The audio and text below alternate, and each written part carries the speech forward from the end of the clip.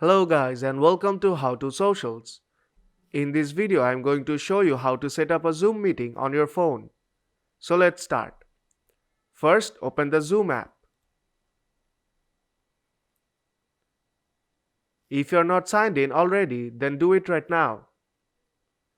In order to set up a meeting, you have to sign in to your Zoom account. You can easily sign in with your Google account. Now to set up a meeting, tap on New Meeting on top left corner.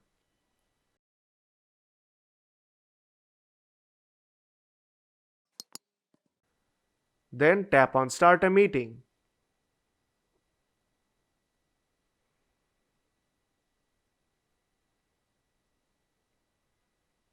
And the meeting is now started, and you can easily invite other participants to this meeting.